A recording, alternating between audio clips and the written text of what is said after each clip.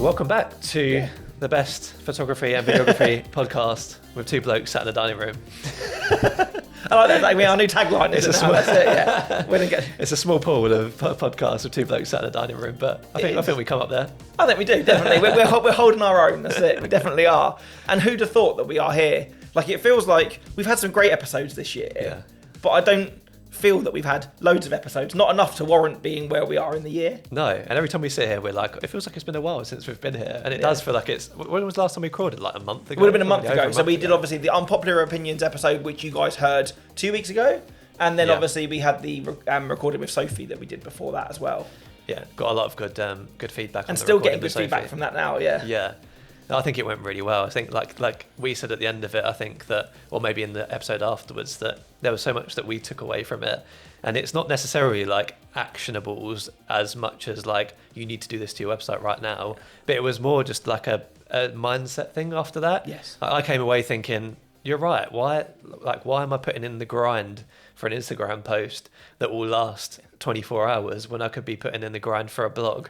And why do I see blogs as this thing that I like? Oh, well, I could do an Instagram post and get a few likes straight away. That's an instant gratification thing, rather than like putting in the slow cooker. And I guess as well, it's one of those things, isn't it, which led nicely onto the other episode that we did, the unpopular opinions one. Yeah. Is I feel like I spoke about group shots going, it's cool to hate them. I think it's if you're a photographer or a videographer, it's a sign of how cool you are or how busy you are that, I've not blogged in 2 years, mate. And people wear it like a badge of honor, and it's like the only person you're letting down by not doing this is yourself. Like, you might sound cool when you're on the forum chatting to your mates, like, well, I haven't blogged in 2 years because I'm far too busy. Yeah. But it's like, well, you'd be damn so busy if you actually blogged once a month as well. So that's maybe an unpopular opinion that I hold, and I had a lot of fun doing that episode, and we had some really cool conversations about it. I mean, people DMing in with kind of things that like were kind of amening us to things that we said in that episode. So. 100%, yeah. And that kind of relates to like a similar thing. Like off camera now, we're just talking about bookings and what separates people who are struggling from people who are not struggling. And I think the other half of that coin of like, oh, well, you haven't blogged in 2 years or whatever, is, I haven't spent a penny on marketing in a couple of years. And it's like, that may be the thing that's separating you there. But we're halfway through the year now, and like obviously we love, like, part of what we do really is these catch-up episodes. Like, we like to have episodes that are a bit more information heavy and that kind of thing, but also like, I mean, you haven't seen each other in we haven't. When we organised this, we were like, do you know what, it's been a while, like personally, since we've seen each other as well. I think it's just been through one thing and another. Like we went through kind of stages where I feel like I see you often enough, where we've been shooting weddings together, or we've met up socially, but I think this time, since we recorded last, like, you've been on holiday, we've both been shooting weddings, like, stuff's happened, and it's just been, like, I've not actually heard from Chris unless it's been work chat for a really long time. So and also, like, full, like, total honesty as well, we weren't planning to do a catch up today, were we? No. And literally, like, I literally just put my book down last night and just closed my eyes, and my phone went off, and I was like, you just closed your eyes. He's messaged me at 10:30. I picked the phone up. It's Chris going, this might be a bit controversial, but I think we should do a catch-up instead. And again, they were all valid reasons that you gave me, because if we don't record a catch-up till next time, it would have been 6 weeks, and all of this stuff then would have divulged into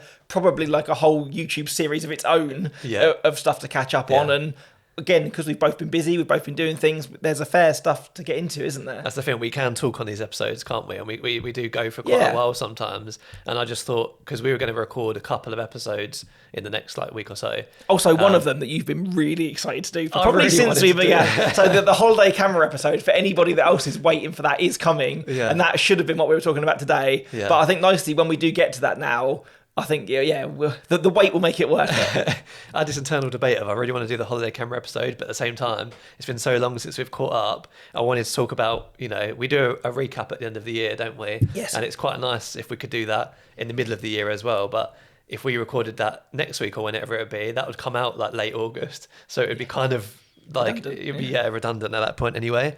So I thought it'd be nice to sort of do a catch up mid-year. We've both not really had many weddings so far compared to, I'm seeing people on Instagram who are like, their bulk season has finished and they're like quite quiet for July and August. Lucky people. Whereas I've done 8 weddings and I've got another 20 in the next 3 months. Wow. Yeah. So I'm a little more. So I've done 10. I shot my 10th wedding on Friday, just gone. I've got another one coming this Saturday, which will be number 11. But I think I am having the quietest year that I've had since I went full time, that I'm only doing 27. Again, you can't include 2020. I still did 14 or 13 year. Yeah. But that aside, kind of in terms of normal years, I'm only doing 27 this year, which wasn't intentional. I wanted to do less. I didn't want to do that many less. Yeah. And it's just the way that things have fallen. And we're going to get on to kind of how next year's looking in a little bit. But so I am having a quite a year. So to think that I'm not halfway yet, but we're halfway through the year, still feels weird. It's odd, that we've got that much left to come. Yeah. I feel like it's been a build up. Like I've slowly gotten busier. In June, I had one wedding. It was so strange. Like I went on holiday. I come back, shot the wedding, and I've had 2 weekends in the sun, just like sitting in pubs and stuff. Like me and Kate were sat there the other day, like, this is so weird. It feels like you're not a wedding videographer because we're sat at a weekend. Like, do you have that panic though? Like, do you still pack your bag just in case? No, and then when you get that 11, like for me, if I get past midday, normally I'm all right. Yeah. But there's still that small part of me that think my phone's going to ring. And it's like a sister of a bride or a mum going, "Where are you? You should be at this house. My daughter's getting married." And like that dread. I never have wedding nightmares. I know a lot of people do. I do, yeah. But I have that dread in the morning. And obviously, there's been a lot of.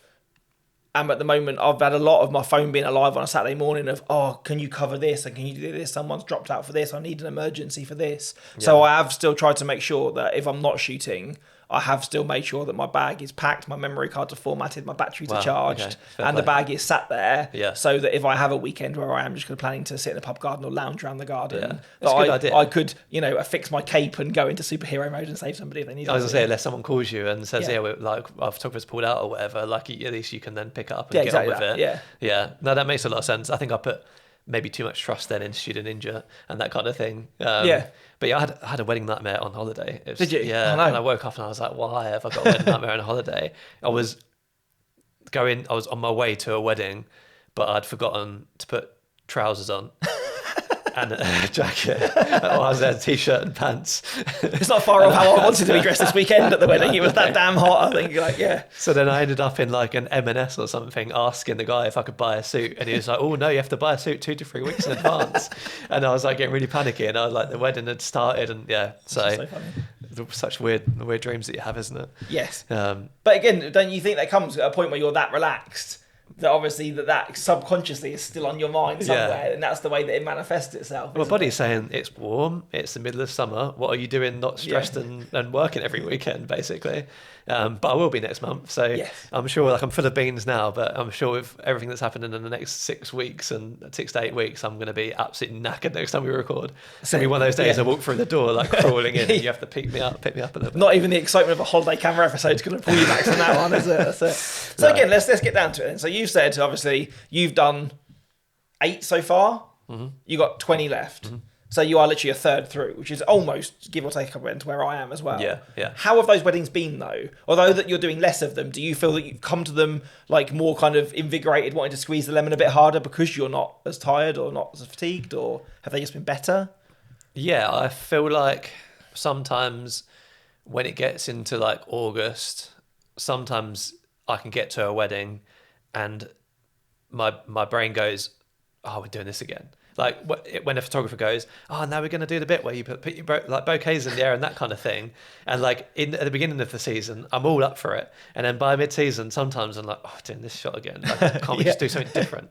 Like, but that is what people want, and I understand that, and like I have to always get over that and get on with it and that kind of thing, and do it, and do my thing. But by that time, sometimes I'm like, the creativity turns into a routine. Yeah. Whereas right now, because the weddings have been very spread out, I think I've had, it was like 1 February, 1 March, like probably 5 in May and 1 in June, right? So they've been really nicely spread out. None of them have been the day after each other. You've had to rush to doubles or had loads of travel. Yeah, I've had the day after always to edit and go through and cull the footage and stuff like that. Yeah, I've noticed as well that you have been, and we're going to get into kind of immediacy a bit later on, but you have been putting teasers out, haven't you? Almost sometimes like a lot nearer to the weddings than I think you have done in other times as well, which allows you to do it when you're not shooting back to backs. Yeah, and I'll be honest, I probably won't be doing that in July and August because I've got triples, I've got doubles, and realistically after a triple, regardless of whether I want to get something out as soon as possible, I don't think I will. I'll get there on Monday and I'll be like, no, I'm going to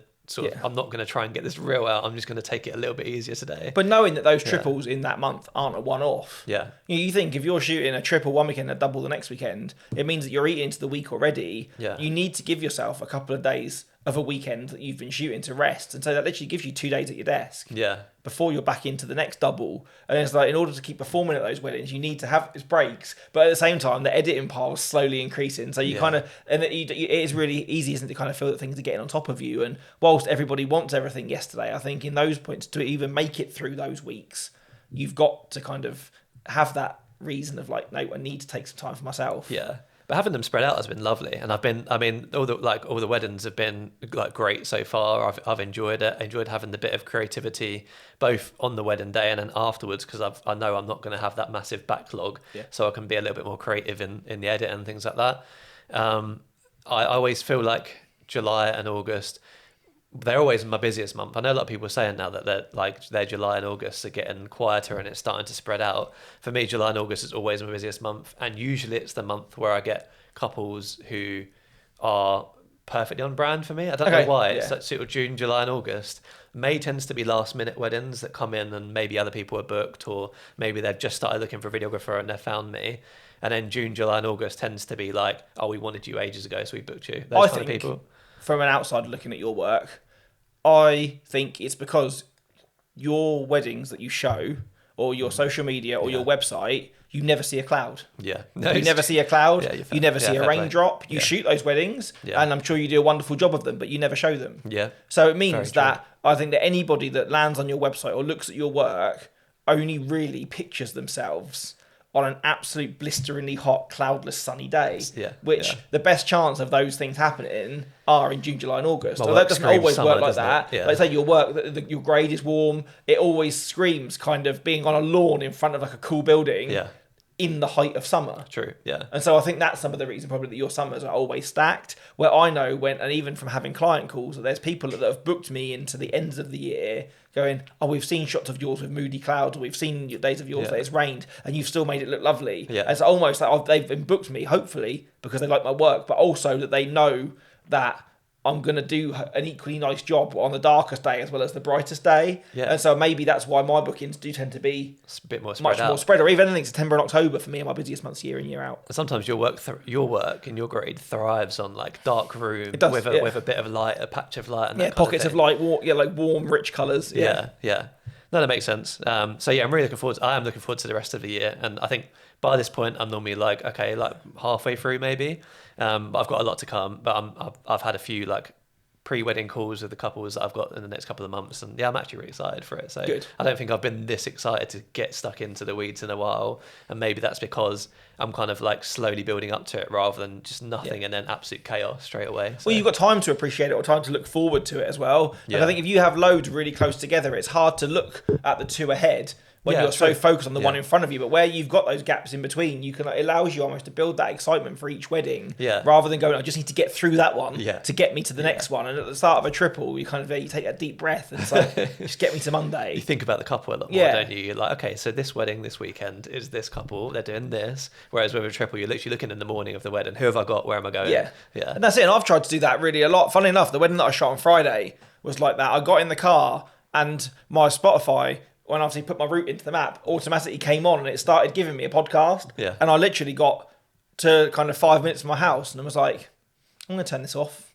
I was like, I feel like I'm being bogged down with someone telling me what I should be doing about weddings before. And I know loads of you guys listen to us when you're on the journey from a wedding, and you do you. I'm grateful that you want our voices in your head whilst you're travelling and doing that. But I was stop like, listening to podcasts. But I was like, I don't want it while I'm travelling. I was like, I'm going to a wedding. It's a hot day. It's going to be a long day. Yeah.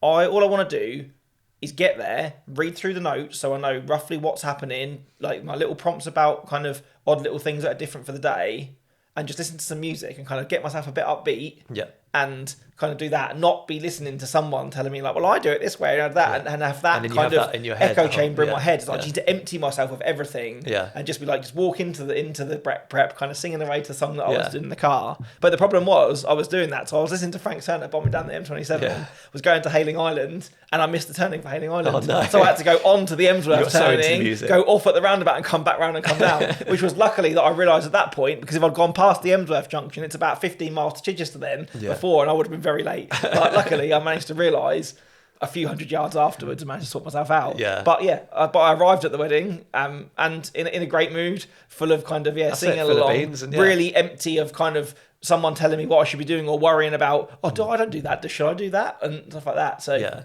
It's something that I wasn't sure if to bring up, but because obviously we have a podcast, but I have been deliberately not listening to wedding podcasts for quite a while. Not at all, but I'll limit it to like a couple a week or maybe one episode of one thing a week, because of that constant, like, there's so much noise of like, oh, I've got to do this, I should be doing this and whatever. And it's all, don't get me wrong, like all the podcasts that I listen to, like, are great information. Yeah. Like they're like, I love listening to, to either whether it's a conversational thing like what we do or just like a really like in-depth like episode on one particular thing. They're all great, but sometimes you just need, like on the way to weddings recently, I've been listening to comedy podcasts or music, like you say. But also I think maybe we've been doing it for a while. We shoot, the way you shoot now, you're not at those beginning stages of your job where you're needing education, and almost to have someone going, oh well, I do this during sunset, and going, oh, that's brilliant, I kind of feel more in control now that I can do that because I've listened to this. For me it's the opposite. It was like, and I don't want to sound big-headed or anything like that, but I feel like the reason that I'm becoming happier with my work this year is because I'm spending more times looking for moments than more time going, what's next? Yeah. I'm not trying to hurry anybody and just fish for those in-between so much more that almost if I've got like a podcast in my head going, oh, I'm doing this, or I do this, and you do feel that voice is still there. It carries from the car into the day. Yeah. So I found that I've tried to be, again, although I'm driving to a wedding, for me that's work-life balance. Is the journey in the car is to calm me down, hype me up. It's not a place to be learning. But when I'm culling or I'm editing, I'm really happy to have a podcast on. I'm really happy that there's more than ever for me to listen to. 100%. I'm never getting to a point now I'm going, well, I'm all caught up now, I've got nothing to listen to. Yeah. There's always, somebody bringing out a new conversation or a new topic, or there's a new episode of me, something for me to listen to, which whilst I'm at my desk is great, but I don't necessarily want it on the journey. I listen when I'm on a run, to be fair, with wedding podcasts, because like my brain's going and active and stuff like that, and I'm actually fully paying attention because So if you're listening to us while you're running, keep going, don't stop. Like our breath thing, just keep going and say you can make it to the next mile. So how's your weddings been so far in your first half of the year? I feel the same. Like you said, I think maybe because they've been further apart. I've allowed myself, like you say, to kind of get excited, not to get through it. I know I feel like a broken record with this, but even shooting film at a wedding, like the excitement. I said this on a story the other day, like where I do next day previews, I shoot everything, you can see it all. Like that excitement of shooting a roll of 35 and I run a roll of medium format now and waiting a couple of weeks to get that back because I'm sending them in batches. Yeah. The excitement of what's on those next has made me really excited. I've tried to introducing that to my workflow has allowed me. I felt over the few that I've done now, I've gone, oh, well, I've overshot that in some moment. There's 6 shots of that on that roll. It's too much. So I kind of felt like I've weaved that in quite nicely. Yeah. And I can already start to see the benefit of that and some of the images that I'm making, like I'm feeling that process out. So that's been really nice. I think film suits your style as well. Yeah. Like it has that vibe anyway, but it's like like you say, you're not thinking about what's next, and film's very much about taking in a moment, isn't it? And like slowing it down. You're not just bursting lots of shots as a couple walks down the thing. You're like, right, okay, stop, we're going to get a film shot now. And you know what? Like I did the wedding on Friday with Josh. We talk about Josh all the time. Josh will say hello. Shout out Josh. That's Josh. And I saw the preview that he posted of the wedding on Friday that we did. He posted the trailer on Saturday. And there's a couple of moments during confetti and thing where I can hear my camera on his audio. And on the day I don't hear it. I'm blind to it. Yeah. But it wasn't into those moments. Obviously, we're fairly close together. That it's ambient audio. I was like, shit. Like that's really jarring. Yeah, it is a little like, bit, yeah. And it's almost like these cameras now, like the Sony's particularly, or the Canon, whatever you shoot, the bursts are so good, the cards write so fast that you almost do frame up, take a deep breath, and just hold until it runs out, and you know there's something in there. And it's like it's the fact of not having that on the film and having to almost wait and pick those moments. And don't get me wrong, I'm not an overshooter. Still, I think the most frames that I've ever shot at a wedding is somewhere about 3,500 to 4,000. Most of my weddings are 2,500 to 3,000, which compared to some people, I know is not big numbers. Yeah. But I think in those fast-moving moments, you still do rely on it. Yeah. Where the idea of going like, do I need to do that though? Like, how many of those do I deliver? Yeah. And I never even thought about that or realised that it was that aggressive until I heard it on the audio of his thing. But on the whole, I've really thought about that. I think I've enjoyed the weddings that I've shot this year. I've tried to find new things in them, or I think that where I'm showing some of that, leaning into that work, maybe more on my socials now, people are much more receptive to it. So I don't feel that it's as out there if I do more of that in the day, or kind of connecting things together even more. And I think because of that, just my enjoyment levels at weddings have gone up, or maybe because I'm not chasing that grind all the time. Because you're chasing what you want to chase and not what you think you should be. And again, like with Instagram, like I've made a conscious effort in the last couple of months to, I don't even know if it's been a conscious effort. I don't open I open Instagram, I post, I close it, or I open Instagram, I reply to a message, I close it. I haven't really scrolled through, so I don't really know what this year's trends are or what people are doing. I look at stories, but I don't really watch people's films and things like that. And again, it's given me such a clear mind to turn up to a wedding and do what I want to do. And look, there's loads of like videographers, photographers out there that I support, and I would go through and comment on them before and like them and stuff like that. And maybe I haven't been so active on doing that now, but I just feel so much more mindful when I go to a wedding that I'm just going to do my thing. And sometimes, like this year in particular, I think I'm not punishing myself and not doing certain things. That's it, 100%. There would be times in the last couple of years, to be honest, where if I saw the photographer over there doing bridal party shots and I missed it, and I didn't organise something later with the bridal party, something fun for the video or whatever, I'd be like, oh, this day's failed because I didn't get a shot of the bridal party together. But now, like, I'm very much more fluid with that, and it's, if I don't get it, there's plenty of other times, and the couple mostly aren't expecting that anyway. So I think that's it for me. It's been maybe a mindset shift with Instagram, is that I've maybe started to follow some new people, different people that I hadn't before, whose work I'm really excited about. But normally at this time of year, or normally a couple of months, once you tend to definitely get into July and August, I've almost kind of got to that point where I'm a little bit wedding fatigued. And opening Instagram for me can be quite harmful. And I'm looking at other people's work going, I feel like they're smashing it. I feel like they're doing this. I feel like they're growing. I feel like they're doing this.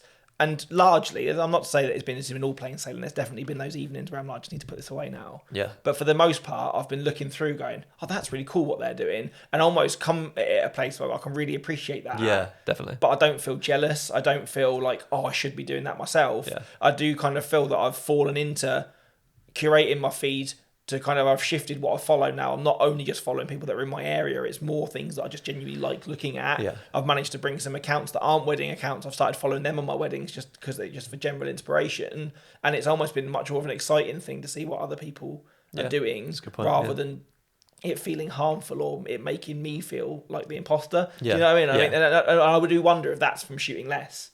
I don't feel like I'm as bogged down with it more. Yeah. I don't feel like I'm grinding as hard. That's the thing, in the winter, I feel like I'm on Instagram a bit more because I'm like, I'm not making films at the moment. What are other people making or have made or posted? And it's like, that's when I get my inspiration. And in the summer, I just want to I don't want to hit July and already having like just my mind just full of weddings and things that I've seen on Instagram and that kind of thing. Like it's I guess it's a little bit imposter syndrome, but it's also that fatigue of like, I've seen this so many times this year already. It becomes consuming, doesn't it? Yeah. I think that's it in the end, is that you feel that there's not room for little else in your brain other than weddings and what everybody else is doing and what they're up to. And I find that like say if you start to have wedding dreams, or you find that even in moments when you should be relaxing, that weddings creep onto your mind, that is quite different, isn't it? Yeah. So I guess though, like, I think we're at a good point. I think so. Yeah. But so with that in mind, knowing what you've done this year, how far you are into the year, has that changed the way that you think you're going to book next year? Do you want to leave yourself with such big gaps? Are you looking going, I don't want to do that many triples, or I want to have a slower start? If I'm honest, I don't think so. Is it still been a case at the moment because inquiries are few and far between that I'll see what comes in and see what presents itself? Pretty much, yeah. I know that's at the moment, so again, like another thing that's like happening in the industry is obviously a lot of people are talking about being struggling for next year and that kind of thing. And it is harder to book weddings. I don't think there's any doubt that it's harder to book weddings for next year. At all levels as well. I don't think it's the bottom end that's struggling. It's not the luxury end that's struggling. It's not the mid-market. It's not just video over and photo. It's front to back, and through all suppliers. It's starting at some venues and that kind of thing. So it's definitely, where was I going with that? So it's harder to book them, right? So when they come in, like, obviously there's some that I still would turn down even if I didn't like, Yeah. because I'm not just going to go out there and do everything. Yeah. If I'm not going to enjoy it, or I don't feel like I vibe with a couple, I'm still going to like pass them on to somebody else. But for the most part, if it's something that I still feel like is a bit of me, or like it's pretty close to me, or I vibe with the couple, but it's in the middle of 2 other weddings, I'm gonna take it, I think. Yeah, you're still not going, I only shoot 4 weddings a month and a maximum of this in a year. Say you're still taking it. And I think I'm very much the same. Whilst I'm in a better place with bookings for next year than I was at this time last year, which is comforting. Yeah. I would say I'm still not at the point yet, and I'm knowing that I only want to take on, say, the number that I said, sort of around 30, 32-ish for next year. If they end up being like you're having a busy kind of couple of months and a quieter other months, I'm still going to take them. As I say, if they're good weddings, I'm not at the point yet where I'm going, I'm actually fighting them off. I'm only going to do one a week or one every other week and spread them evenly, because the inquiries aren't coming in like that. But I've tried to have a mindful kind of feeling of, yes, having a slower start or not having so many clumped at the start of the year has allowed me to enter the summer feeling good. And I'd like to think that when we do our next catch up in a month or 6 weeks time, that the last 2 years I've always felt my worst at the end of August. But hoping that doesn't happen. And I think at that point it might go, okay, this doesn't happen every year. It happens because of what you've done. Because of that. What I was going to say, that it kind of reminded me of, I lost my train of thought a second ago, is that obviously like everyone in the industry is talking about how we're struggling, but that can make you maybe think in a different way as well. And maybe, it's everyone's struggling. Because Kate pointed out to me the other day, because I keep saying, the inquiries, like, they're just so annoying now. Like, they'll come to me and they'll ask me what the prices are. They're on the website, and then they'll say, sorry, you're out of budget. Or, while I was on holiday, I got an Instagram message saying, we love your work and we'd love to book you in for our wedding. Are you available? 2 hours later, don't worry, we found someone else. Ignore me. 2 hours. 2 hours. And it's like, it's so, all of those things really play on your head. I do. And I've been chatting a lot with a couple of other videographers who also say the same, that it's not necessarily always that you're down on bookings. It's those kind of messages that you're getting that are like, no, you're too expensive. Or someone even told me, someone even replied saying, delete my inquiry, please, you're too expensive for me. And I was like, the language used like really messes with your mind. So Kate's pointed out that I probably speak about it a fair bit to Kate, like, inquiries are down, like it's a bit weird how people are acting and that kind of thing. And then at some point I'll get a booking and I'll be like, I've got another booking, which means I'm on track for next year at the same as I was last year. And then she went, but didn't you say you're struggling? And I was like, oh, well, yeah, I think I'm struggling. It feels like I'm struggling, but it's like climbing a really steep hill.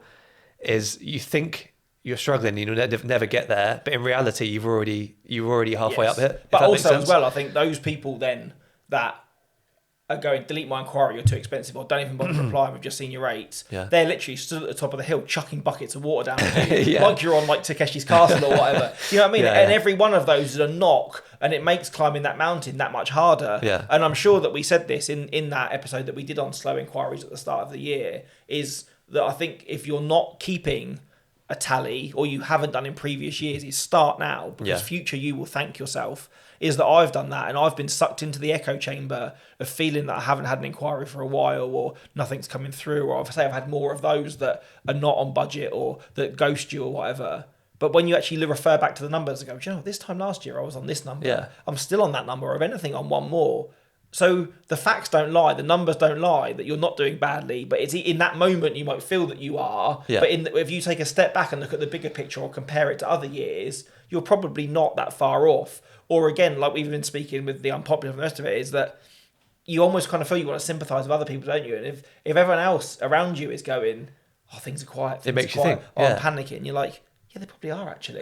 But then if everybody else around you is going, it's really busy, there's no kind of equal, is there? Because that can be equally damaging. Going, well, I don't feel that busy. But then what's busy to them and what's busy to you? And it's really difficult. Yeah. But I think, like you say, to have some actual hard facts to rely on, to look back and go, at the end of this month last year, how many bookings did I have? And how many have I got now? Or how many did I have 2 and 3 years ago or whatever? You kind of feel there is you've got some form of level playing field to base it on, haven't you? And before you start like seeing other people but saying, I'm almost fully booked for next year, you don't know what they're doing with their business.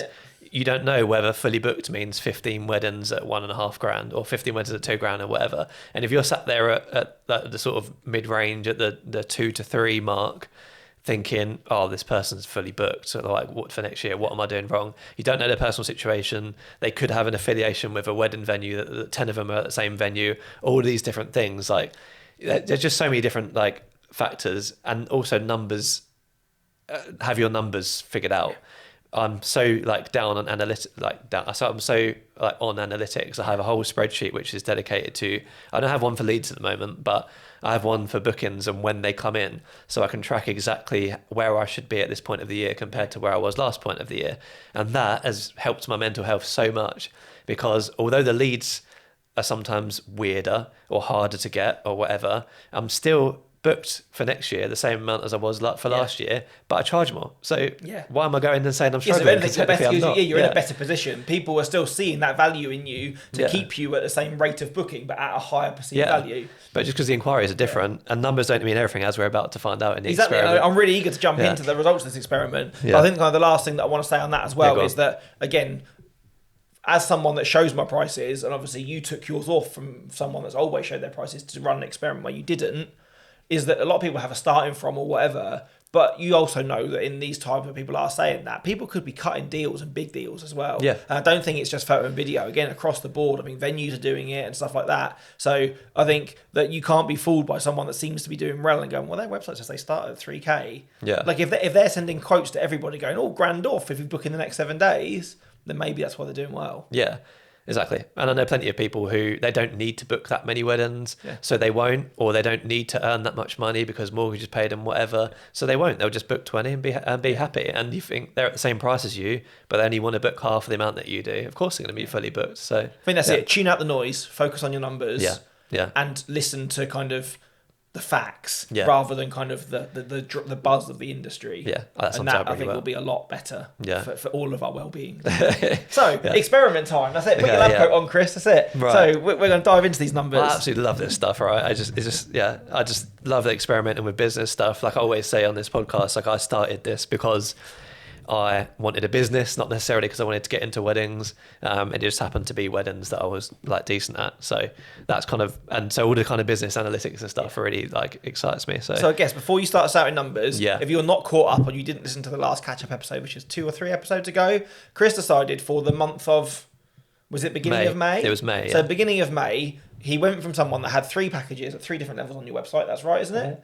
To taking them off completely and replacing that price with a get in touch button. So that became, you knew what you were getting in the package, but you had no idea what the starting price was. There was no from this or most couples spend this. It was literally get in touch and I'll tell you. So for that 1 month, if you ran the experiment, let's dive into the numbers then. So so for people landing on your website and the only expectation of what you cost is what they see. I'm really, really interested to see how this panned out. Okay, amazing. So the first thing to note is that I don't have a control month, which I will soon.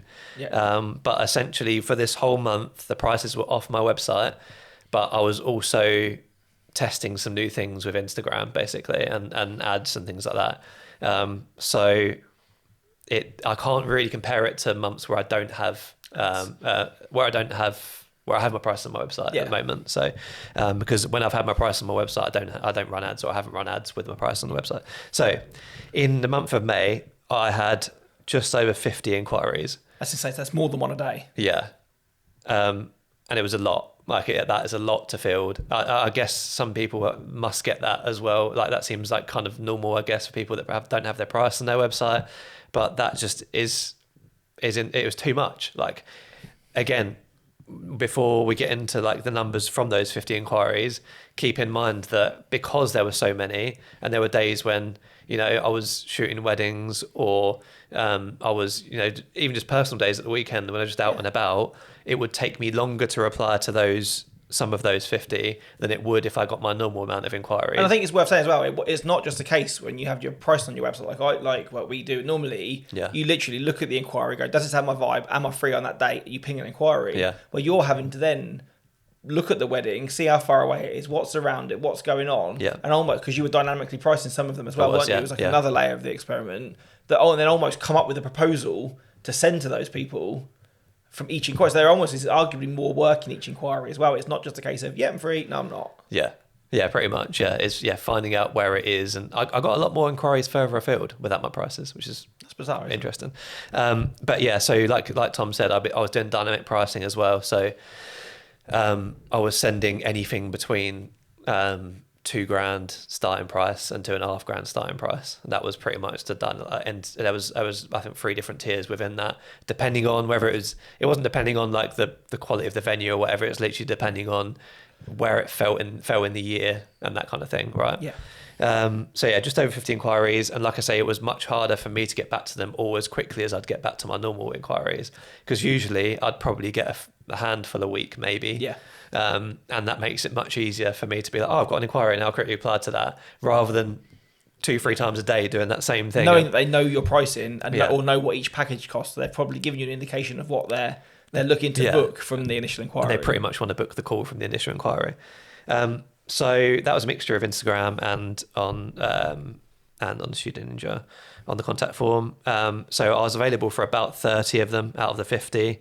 So I sent brochures to about 30. I had 6 calls booked, and bear in mind, in the whole time of doing this, 10 years or whatever, I've only had 3 people not book after a call. Yeah, so your conversion was from a call before this was pretty good. Yeah. So 6 calls booked, 2 of them cancelled. Never had that before. So you only actually got 4 people to actually on the call in front of you. Yeah. So again, like when 2 of them cancelled in the same week, and I was like, again, I've never had a call. Once they've booked in for the inquiry call, I've never had them cancel ever. So it seemed that automatically seemed a bit strange to me. One of them, in the meantime, I think they booked a call for the week after on the Monday evening, and on the Monday afternoon they said, don't worry, we found someone else who will do it for us. And then the second person said, we're actually getting a bit overwhelmed with wedding planning, we're going to put it off till later on. And to be fair, they did come back to me and just said, like, actually we probably want something at a lower budget a bit later on. So I ended up so that's 4 calls then in total left, all right? So you can see how the funnel moves already, can't you? From that really big base of 50 at inquiries. The bottom, straight into 30 that you're available for. So you've lost 40% just by not being available. And then again, from going from that 30, which are all potentials, which for you would be a year's worth of work. Yeah. If everybody wanted to book you and you were free on all of their days. Down to literally 4 people sat in front of you. Yeah. So 4 calls then. One call was a shorter day for this year, who I had a call with. Then they wanted someone for another day for when they were having like a ceremony. Okay. I couldn't source someone quick enough, so they moved on. Essentially, and they did not respond to me. Wow. When I finally managed to find someone, because I spent ages trying to find somebody, they didn't respond. Wow. Yeah. So I don't necessarily think they were my couple anyway, but it was a half day this year, so I was just like, and it was you're always going to try and make the most convenience. Of those you can, yeah, exactly. Yeah. So that's one decided not to go ahead, so that leaves 3 calls. Got 1 booked in. Nice. Which is good. That was at the lowest rate that I sent out, interestingly. Okay. Which was... So at the moment I can see you've done all of this work to only then deliver on... I fielded 50 inquiries for £2,000 at this point. Yeah. Yeah. Which is quite insane, given that... we'll move on to the statistics outside of this normally.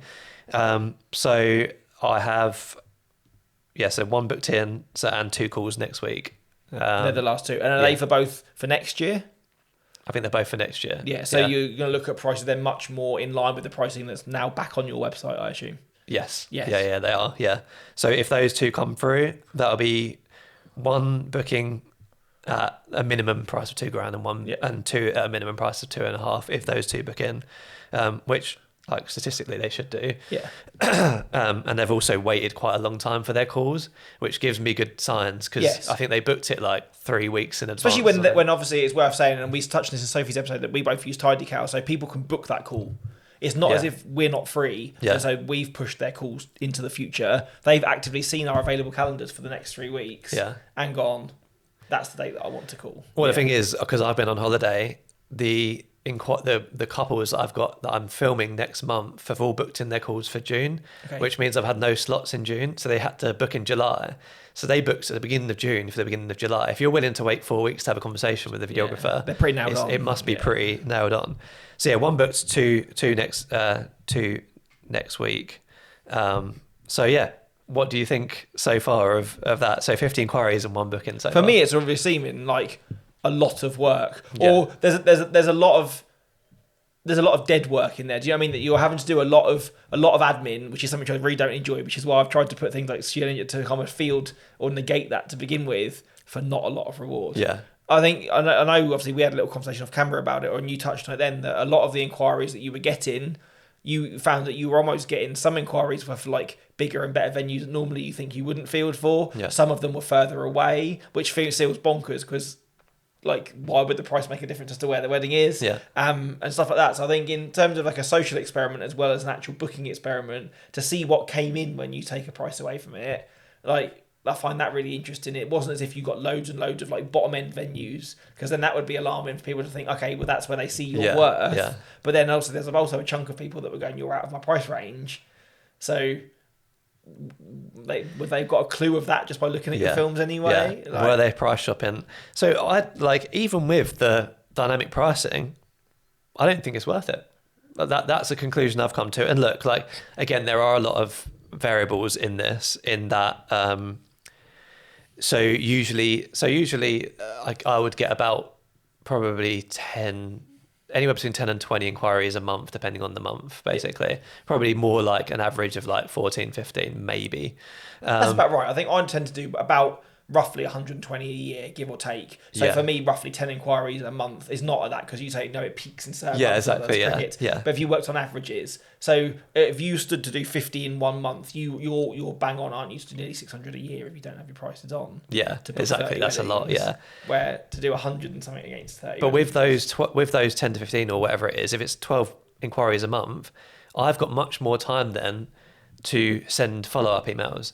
So with these 50, I don't think many of them got follow-up emails, because now I've got all these leads in my Student Ninja, and I really can't be asked to go back and like follow them all up if they haven't replied, because I know that might be just pointless work at this point. Also, the question that I have is why I find it, my contact form is quite in depth. Yeah. It has a like, what excites you most about your wedding? How did you meet? Like, what do you like about my work? Did you? And I've had a couple of inquiries this year where it's almost been, don't want to give you the full story until can we just talk about it on a call? Yeah. Almost until we know that you're free. Yeah. And that I'm not investing in filling out this big long thing. Yeah. Did you find that the way that people engage with your contact form was different because they were only hunting for an availability and a price? Yeah. I had a lot more just in the what are you excited about? Prices, please. I had a lot That's more. That's what they're excited about. Yeah.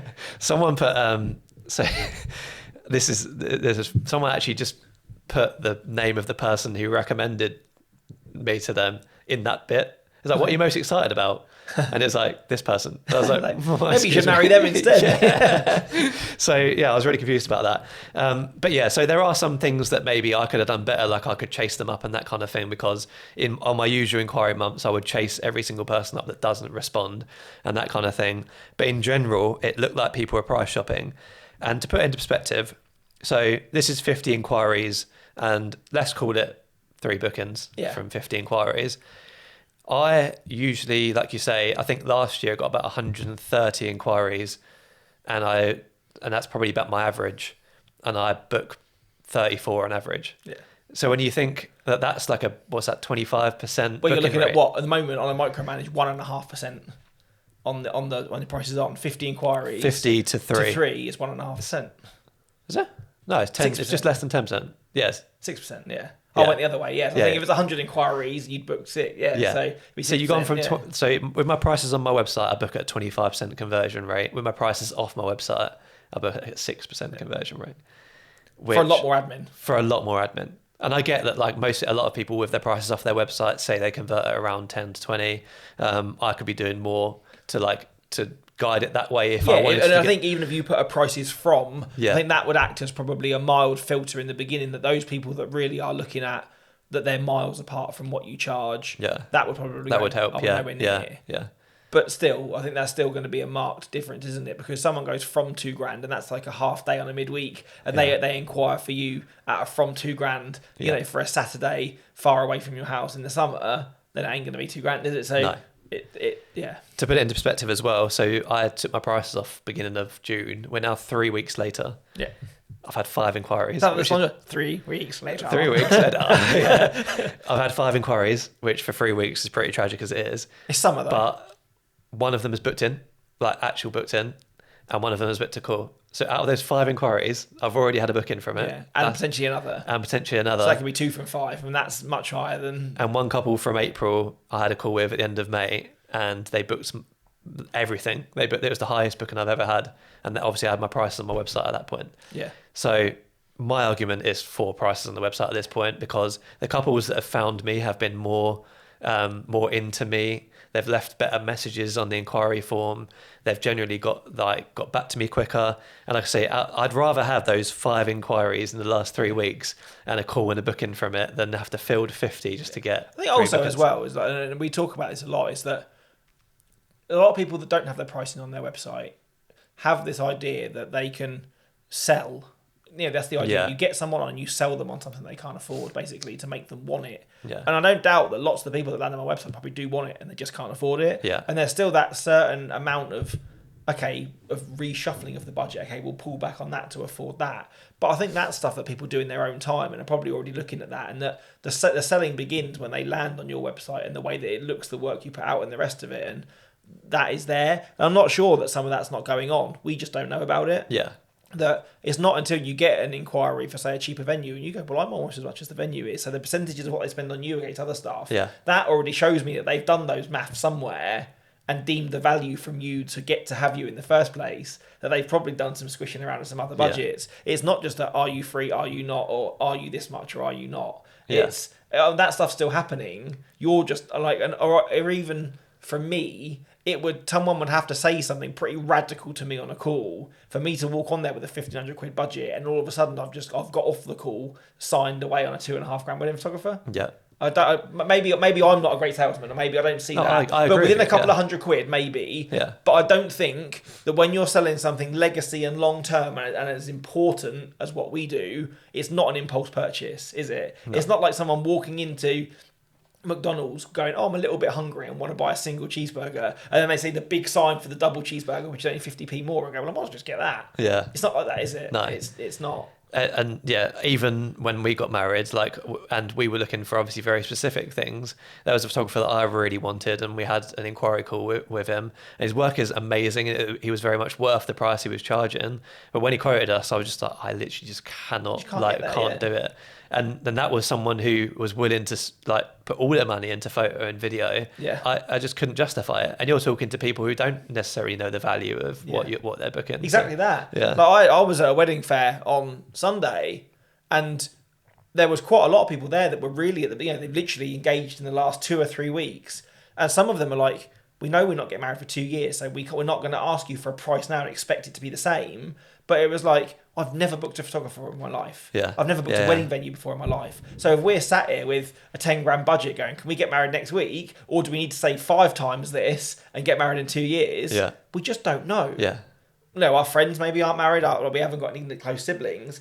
And so it's that is exactly that, isn't it? Is that almost maybe we're the ones that are, we're the people that, because we're showing our pricing, almost we're setting more of a benchmark maybe. Yeah, true. But the bigger issue, like we said, is people I think are still doing that selling, or that the people that are willing to make those big stretches are fewer and far between. Yeah, I definitely agree. I'm not the sort of person who will sit, obviously I try and sell myself on the call a little bit in the most natural way possible, but I'm not the person who's going to be like, I want to take my price on my website because I'll sell these people into paying me $2.5 grand even if they can't afford it.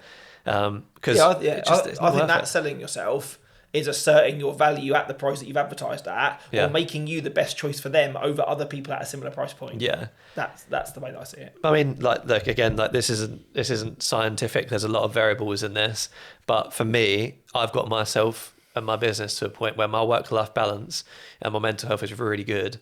And that month was just chaos with responding to inquiries and getting shot down repeatedly by people saying, no, you're too expensive, delete my inquiry, or just getting inquiries saying prices, please.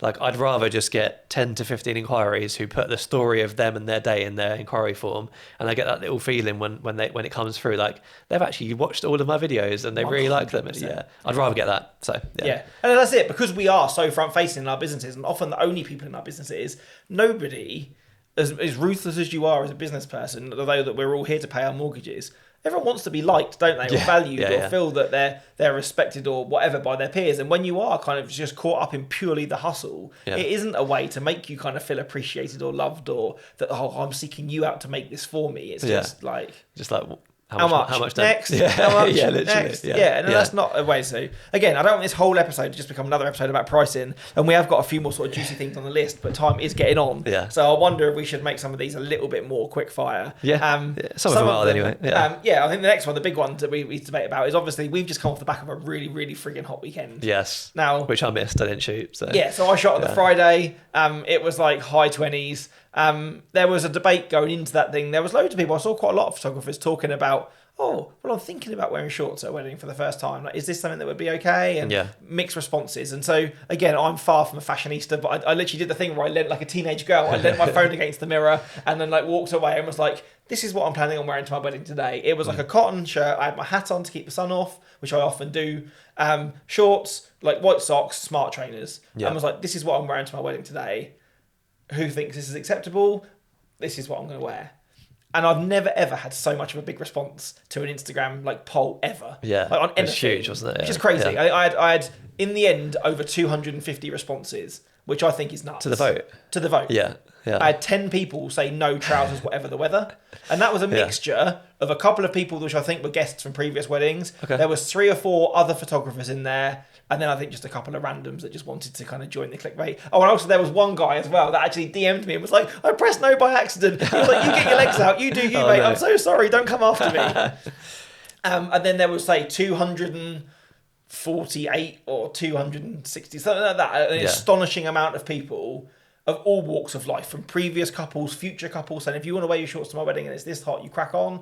Other photographers, other suppliers, loads and loads of people saying wear your shorts, and the amount of also DMs that I got being like, who are these people that have said no, put their names on the internet? Like, are these people mad? Oh, this and that, and some of the responses that I got from like actual messages as well were absolutely wild. But whether people think yes or no, I think the no opinion is still valid. I disagree with the no opinion, but I think it's valid. I wasn't out to set a witch hunt. I would never name those people. There were a couple of names on there that surprised me, but then when you look at their brand and the weddings that they shoot, it's brand as well, isn't it? I think I wasn't surprised in the end. Like, and someone messaged me. I think that was Lewis actually from Wedding Video Guys. So if he listens, which I think he might do, shout out to Lewis. Yeah. Like he said, I'm in my shorts tomorrow, but I'm at a woodland wedding. For me, 100% depends on the wedding, and I think that's where I agree. Yeah. If I was going to go to church, I think I would still, even though I'm not a particularly religious person, I think that requires like a level of formal that I would never walk into a church with my baseball cap on and my shorts. Yeah.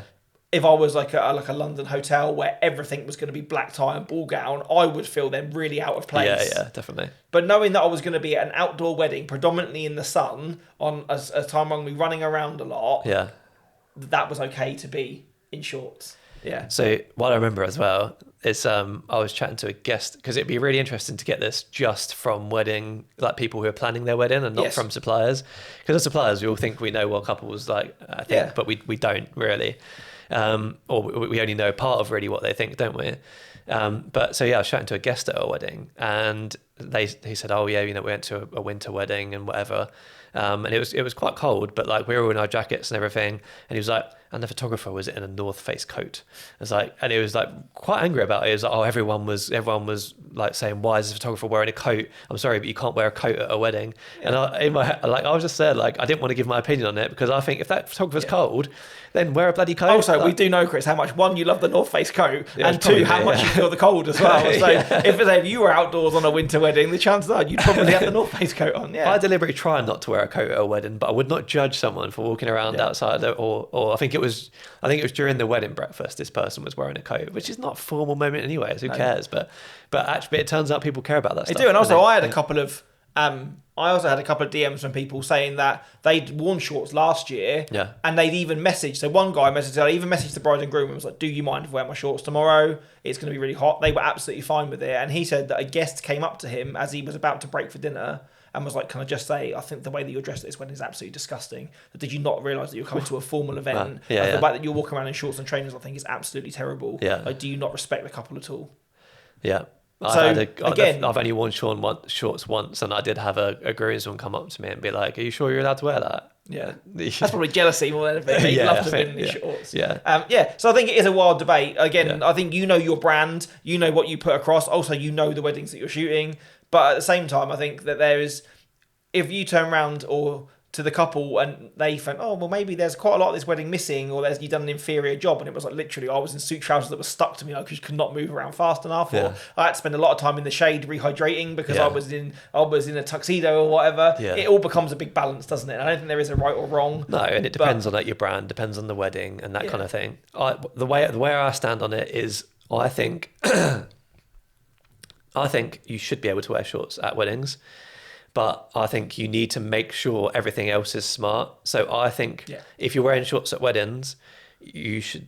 This is completely opinion, and it really depends on who you are. So don't take it as a very pinch of salt. But I think you need to be wearing a smart plain Oxford shirt or linen shirt, and trainers without a logo. So it should be everything should be sharp. So fitted Oxford shirt, chino shorts, and trainers without a logo. That's I think there's very different to turn around and make a blanket statement of, I'm wearing shorts at a wedding. I literally wore black Levi's shorts. They bought us shorts, not cut-offs. So I would normally wear black trousers. They were literally just shorter versions of exactly the same trousers that I would normally wear. I had, again, Nike SBs on, which are black on blacks, with smart socks. If I'd turned up in neon pink running trainers and my swim shorts with pineapples on, I'm still in shorts and trainers, but the visual of that is very different to the shorts and trainers that I was in. So I think, again, you'd agree. I am a bold person who does really kind of catch the sun on my head if I don't wear a hat. I always make sure that I have hats on the day which are dark in colour and have the least obvious logos on them as they can. I will not wear my bright red hat with a massive kind of badge on the front on a wedding day. I won't do it. No. At the end of the day, for me, if I was getting married, and I always think this, is that I would want the suppliers to be as comfortable as possible, but there's ways to do that without looking like a tramp. You don't turn up in your jogger shorts. I think that I felt, and this is what it's like, someone else messaged me and was like, oh, and they sounded surprised, and we're like, that actually looks really smart for a summer wedding. Where if I was in a wedding equally with a waistcoat on, my shirt untucked underneath it that it's hanging out the bottom, big yellow sweat stains in my white shirt, trousers that had muddy knees or one leg rolled up and one not, scuffed black shoes, I'm in the formal wear, but I probably still look scruffier than being in my smart cotton shirt and my shorts. So I think it's how you're presented and how you carry it, I think, as opposed to the actual physical items of clothing that you're wearing. Yeah. I'm someone that definitely thinks about what I'm wearing at weddings quite a lot, because I like to decisions to be made for me. So I sort of buy my own uniform. It doesn't have a logo on it or whatever, but it's I pick up this at every single wedding and I don't need to worry about what I'm wearing that day, sort of thing. And that's it as well, I think. And even when you're not saying that you should wear it, because obviously the warm weddings in the UK are only few and far between. But I think that when you do branding photos, and this is segueing into something that's about to come about your branding photos, is that is almost, as much as you're showing people your face and who you are, I think the fashion or the things that you wear in your headshots and things like that are very much kind of should be an advert of almost what your style is, and also a peek into how you would probably dress for their wedding. I know I've had chats with with kind of other photographers or videographers about me wearing my hat and about me having my short sleeves with tattoos on show, and they go, oh, I'll get met with really surprised. And it's well, on every call or every branding shot you're in a collar and long sleeves, then you rock up at their wedding in a t-shirt and they go, oh my god, I didn't realise you were sleeved down to your hands on both arms. It feels more of a shock. Where if you're showing up really authentically in your stories, in your branding photos, you'd think if that was jarring for somebody, they might go, just as FYI, do you actually dress like that at my wedding? And they would ask? So but anyway, because you've had new branding photos taken, haven't you? So that's on there. So I think that was something that we wanted to touch on, because I think the way that you planned for this and the way that it all came about was really, really, really, really cool. Yeah, so that, again, I had kind of similar thoughts with the branding shoot as well, as how am I going to put myself across? In that some things work really well for on a wedding day, but I might not want to have in a branding shoot. I wear black Skechers, And they're not pretty shoes, but they're well comfortable. So as much as like that's what I'm going to turn up to on the day, I don't really want black Skechers in my branding shoot and that kind of thing, right? So, but overshirts are very much my thing. So I had a couple of overshirts in there. So I was planning this branding shoot. It's the first, maybe not, actually not the first one I've done. I've done a few already. So over the last few years, I've had different people do different branding shoots for me. And this one was going to be just me. We picked a venue, which was a little bit of a struggle, to be honest. I was surprised at how many venues, not just this year, to be fair, but I'm surprised at how many venues just go, well, no, we're too busy. Which is really odd, because they're quick enough to ask you for photos or video when you shot weddings there. It's almost a given, isn't it? They want those, but you'd think that was, you're not selling them their video, the previous wedding videos, but that's a nice thing that they could do on a day that isn't, if they're going to be working in the office or something anyway, for you to go and stand out the front of their venue, it's not really it's not costing them anything, is it? I had one venue, and it was actually last year, but I had one venue that came back and was like, oh yeah, that sounds great, we'd love to have you here. Also, while you're at it, we've got the, like, we've saw this film that you've got, can you like re-edit it to make it a bit more just about the venue? So I did it, and they posted it and everything, and then I was like, so when can I come then? Oh no, we're super busy actually. Oh mate, I was fuming, absolutely fuming. Yeah. That's gone. So essentially I planned out my sort of what I was going to wear, got the venue sorted, and then I've been using ChatGPT a lot recently. So I pay for it monthly now, and I use it loads. Like I use it every day. And one of the things I used it for was to create a mood board for the shoot. So I sent it a few photos of me and like the outfits and stuff that I was going to wear, and I sent it. I don't think I sent it any photos of the venue. I just said it's going to be at this venue. Can you give me some ideas on poses and like where to go? Did you then also project like, I'm a videographer, I'm looking at like a professional kind of like slightly upmarket vibe? Did you go and project like how any of that in there, or literally just these are the outfits, these are the location? I didn't, because over time it's gotten to know who I am already. Because you use it so often. Yeah. Okay. Like sometimes I'll message it about something, and it goes, "Oh, have you thought about mentioning this on your podcast?" And it's like, "Whoa, this is creepy as hell." Or or it'll just mention like Kate and be like, "Have you and Kate thought about doing this?" or something like that. So it knows, because you're using it that often now. That level of memory is there for you and your brand. Yeah. So there's been times where I've sent it my Instagram account and said, what vibe does this look like, and sent it my website and said, what vibe does this look like, or sent it a passage of text and been like, what do you think of this? And it gets to know how I write, what my style is and that kind of thing. So it probably knows more about my style and my vibe and the couples that I target than I would be able to tell you.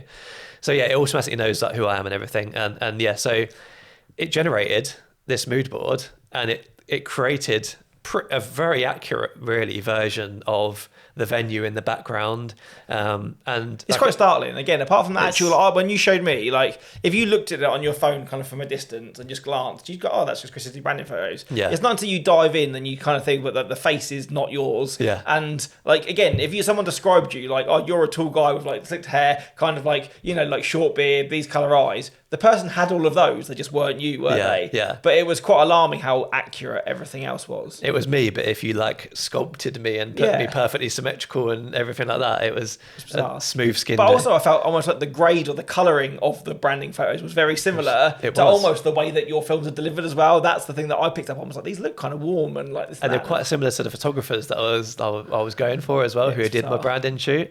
And so it all came together. They delivered me like different poses of like sat on the steps and sat in front of the venue. There's a bit on the wall behind where the garden is, that has like that sort of house in the background that looks epic. We did end up shooting there, but it was super bright, so I don't think I'll be using many of those. Yeah. But that's one thing it doesn't take into account, is the lighting on all of those photos was pristine. Yeah. On all of these, which you had like a big scrim over your head, and you were like lit on a set or something. Yeah. Even like you messaged me just before and said, "Are you going to get some photos of the Tesla?" I even put a photo of the Tesla in there, and said, "Can we get some photos of this outside the venue?" And it had like me leaning against it. It was so similar, wasn't it? The photo you ended up with and the photo that you. All of them were. It projected. Yeah. So I sent it to the photographer, and don't get me wrong, like she's creative. She would have come up with a lot of these ideas, but it was nice for me to know, be able to show her what kind of vibe I was after, and also for me to know, okay, like other than doing research on other people's sites and stuff, this is a good way to good way to sit on the stairs that's flattering and not, having the camera sat next to me is something I probably wouldn't have done. Like mild posing kind of thing, isn't it? If you're looking at that as kind of making like a shot deck to kind of give you that idea of, okay, like one leg up and one leg down, or say I'm not having the camera in my hands for everything. Yeah. Just kind of, you can look at that and go, that's what it will look like. Yeah, or like a bit of a walking shot past the, like action shot past the camera. And one of them, it generated the bride and groom behind me while I was pointing in front of me. It's really weird. That's amazing. But yeah, I found this super, super helpful. And I sent it to a photographer and I was like, I hope you don't mind, but I've done this. And she was like, wow, this is like, and we referenced it multiple times on the day. And it just helped her as well get an idea of, again, like she's super creative and everything, but I came away with 100% what I wanted because I'd already that ChatGPT had already generated these photos, and I was like, this is everything I want. As long as I've got these 10 to 15, everything else is a bonus. And I really do wonder if eventually this will creep into weddings. Like, I know obviously it's how the commercial world works, isn't it? Like, quite often if I get a brief from a commercial client, they've sourced images from either their content library of previous events in a similar vein that you're photographing to make sure that it stays on brand, or this is kind of what we want it to look like. Yeah. And like, obviously, maybe particularly because I'm a documentary photographer, is that you rely on what they would never think of. The photo they like the most are the ones that you never could have planned. Yeah. But it's only a 2025 version of a Pinterest board, really, isn't it? Yeah. Rather than going, these are a bunch of other people's photos that I really like. If for a couple to stand there and take a picture of them in their wedding outfits separately and going, this is where we're getting married. We're getting married in this time of day. This is this. Can you generate us some poses? If they wanted to be very proactive like you are and kind of, okay, like we don't know how to pose. So rather than ask me or trust that process, they took it upon themselves to make something like this. Yeah. It is something that it wouldn't surprise me that over the next kind of couple of years that starts to become more of a thing. So what would you think if, because I literally sent this message to a photographer, but just before I walked in the house, is I hope couples don't start sending you these ChatGPT storyboard generations. What would you think if a couple sent you the picture of it's them at their venue and they're posing and that kind of thing? I'd like to think, for the things I've just said, it wouldn't happen because of the way that from the very beginning of our journey, how I mark it is that you need to trust the process and rely on the unpredictable. Yeah. But knowing how many editorial photographers are out there and people that really do hone into a certain look and vibe and the rest of it, and people that do still speak to their couples regularly in the throes of mood boards and Pinterest boards, I think for styled shoots particularly, I think that if you're booked onto a styled shoot to receive something like that, to go, this is what we're going for, even with pictures of colours and florals and stuff, that definitely I think has got a place. Yes, definitely. But I'm not sure. I would still find it, I think, equally as jarring if a couple sent me that as they would going, this is our wedding Pinterest board, can you copy these shots? Yeah. Because that's not you, is it? You're not going to be like, okay, let me get my phone out because you sent me this shot that you want. You're not that person. But I know there are photographers out there that work like that. Yeah, they will have the Pinterest board saved to the lock screen of their phone, and it will be very much, okay, we're now going to do this pose because we're in this location. Yeah. And they will work like that. But the couples that are having that want that. They want that pose in that location because they've seen it before, or X person does it, or whatever. Where because my style isn't lent on that, I don't really pose anybody, let alone going, we're now going to do the dip in the arch, and we're now going to do this you stand behinding on the drive. I don't do that anyway, whether they showed me it or not. I think, I'd like to think, touch wood, everything, that I won't be getting these. But I think the photographers that are using Pinterest boards or mood boards with their couples anyway will be getting them. Yeah. And particularly for couple shoots, engagement shoots. And definitely style shoots. Once people clock on that's something that ChatGPT can do, or these AI things can do, and there's the other ones, Gemini and that kind of thing can probably do it as well. But we did an AI episode, but it was last a year ago. Just a year ago now. Yeah. I think there's probably another one due because there's a lot of things now that come out for video, and not just for video editing, but the things you can do with your website and things like that. Yeah. I know that, and I haven't tested this out at all, but Sophie messaged me and replied, who we had on the pod a couple of episodes ago, and said like, oh, this is pretty cool with the storyboard. And in my head, I was like, surely like you could use it to generate an idea of what your website could look like. Yeah. Maybe. Definitely. I would say so. Yeah. If you went to it and you had a rough idea for a branding document, went, these are my fonts, these are my colours, I want to make a wedding photography website to be like this. Yeah. Although you're not putting the physical components together, but you could give her almost then a design deck. Yeah. A more elaborate version of your branding document created. AI, because it's not going to be down to you personally, and there's certain things it can't do. But if it generates things that are like, oh, actually, I quite like this on my site and that kind of thing. And then, I think we're definitely due a new AI episode, though. Even now that I'm finding that if very rarely I do go onto Facebook now, have you noticed there's Meta AI, like replies underneath every post? This is what the questions people might ask from these things. Obviously, if you type anything into Google now, you get the Google AI thing come up at the top, which that wasn't there when we did our episodes. I think that's definitely something that we could dive back into in this year, because there are a lot of healthy uses of it, and I feel like already it's starting to come round. Like you're talking about, like using this as mood boards. The first instance of everyone's like, people are making these fake images and sharing them on Instagram, and almost they don't even need to be a photographer anymore. It almost feels like we're past that already. Or even people that are untrained eye now are starting to pick up on what is AI, and what isn't. So they're getting smart to that. So I don't think that will. I think that will happen less because people are more in tune to it. The novelty of generating something is gone, and now. But to use it as an educational resource or something, I think that is definitely. Again, we're starting to almost get through the worst of it, and people are finding functional, finding actual uses for it. Yeah, you know, I pay for it now because I use it so much that I ran out of credits on multiple days, and I was like, you know what, I just need to pay for this. I've generated like spreadsheets for finances and things like that, which I just could not have worked out the formulas for myself. Again, like with the branding shoot, it went on afterwards, and I was, you know, I got a lot of photos from this photographer, and I was like, which ones do I post? And so I sent it a few of my favorite and was like, what's a good mixture between these? And it was even like saying, oh, you know, this photo is great, but I think the one that should be the first of your carousel needs to be just you standing holding a camera because this is me, and then the others can be a bit more like abstract and that kind of thing. They must embellish the main. Just those little things that like you'd bounce off ideas off someone. I'm doing that with ChatGPT, and it's very weird, but it works. It works, and I think that's one of the biggest takeaways I think that I've had this year. Is I was on an online thing that I read, and someone was talking about AI there. And they said something to the tune of, once you get past AI being like a text box on your screen, and you think of it as a member of staff, that you have employed somebody, which again will remember the things that you tell them, come back to you with suggestions, but has a skill set that you don't.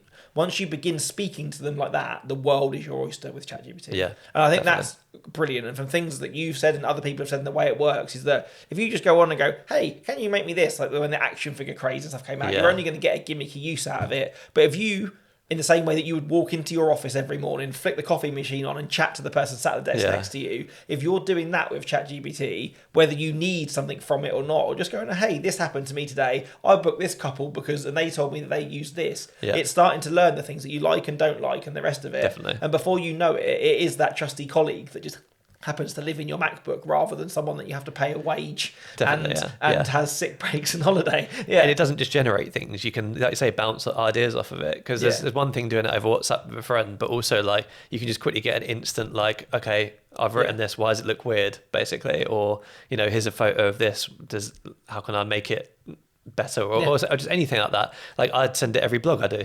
If I do a blog, I'll send it the blog and be like, okay, rate it for SEO. And again, we'll leave this for the AI episode. Yes, that's it, I think that's probably, we're at a good point there. I think we are well enough caught up. There's a couple of little odd bits left on the table, which I think can probably wait for another time. But yeah, I think that's good. I feel that, again, there's some really good stuff in there. Hopefully that's given everybody a really good overview of the things that we're finding. The results from your experiment, I think, have been really useful. And I feel that things aren't looking quite as bleak as they maybe were at the start of the year. I think there's a lot of people really sort of worrying. I think some of that, for me anyway, has remedied. I went through a kind of really busy, like normally I would book a lot in the winter and I didn't, but I feel like now I'm at that halfway point of the year. I am, I think, 2 bookings up on where I was at this time last year. So I think things are slowly moving in the right direction. People are still booking weddings, are still getting married. So that things definitely aren't kind of all doom and gloom. But the ending point on that is you're not going to get it for nothing anymore. You are very much getting back what you put in. So if you're sat there waiting for bookings to come to you, you need to do something. I think that pretty much sums it up. Is that there was a point where you could wait for bookings to come to you. Now, sort out, learn SEO, get on Instagram, create blogs, all of that stuff. And even start paying for Google ads and things like that, because we need that now to show up in more places than ever, because there's always someone who's willing to do that, to do what you're not, to get a booking. Basically, that's basically it, isn't it? And if you don't want to lower your price, you've got to do the other stuff. Because that person might be lowering their price, but you might have all these albums and blogs that this couple love, so they'll book you because even though you're a higher price because you've got more content on. Yeah, they can see the value in you. Yeah. And also and I think the biggest thing as well is that they found you at the right time. Yeah. Like I could find the best holiday in the world, but if I've just come back from one and I'm skint, I ain't booking another holiday. Yeah. But if I'm sat there going, oh, I really want to go away, it's really rubbish here, and then a really good holiday lands on your lap, you're at that point where you want to go. And so you'll make, I mean, it's not, and the same with people's weddings. They could find you as the best wedding photographer, but if they ain't engaged yet, there's no point.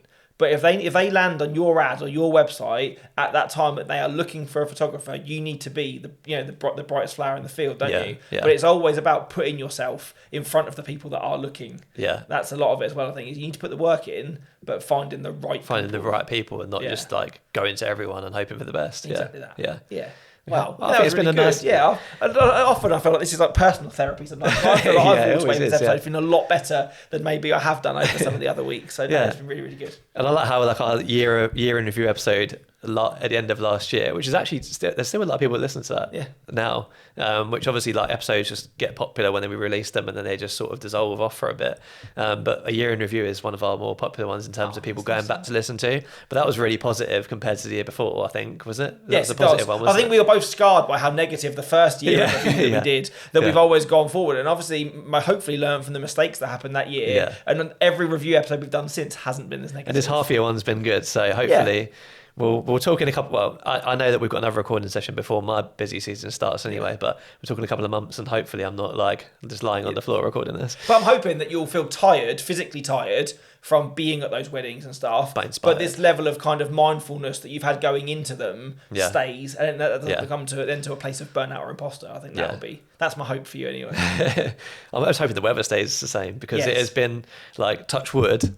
It's been a good weather year for weddings. Well, you sent me a stat, didn't you? I think it was like kind of around May time, and it was saying that we'd had more sunshine in spring 2025 than we had in the whole of summer 2024. Yeah. And when you look at that, it's like, like the weather has made such a difference this year. Yeah, like it might have been just May. I don't know whether it's spring. I've had one wet wedding. Yeah, which was 2 weeks ago, like the first week of June. It rained, but we still got a sunset. It was actually a thunderstorm in the middle of the day, and it came out nice at the end. Nice, yeah. And so, we're always going to get odd days that don't come through, but I would say consistently this year, my sunsets and my sunshine has been better than it was the entire year of last year. Yeah, I agree. Yeah, it's definitely been drier this year as well. Yes. If you look at, I watched Clarkson's Farm latest episode, and they like the last episode they were talking about how rainy. I think it might have been like the year leading up to like the sort of summer in 24, but it was one of the rainiest years like we've had in terms of like their farming seasons, and it was just it kind of validated me. I was like, okay, I'm not just imagining it, or I've not just shot weddings on days where it's like hammered it down, it's actually happening. It got like that, didn't it though? But, like I felt it was personal. So I work at a vineyard venue very much. I work there probably consistently 5, 6, 7 times a year.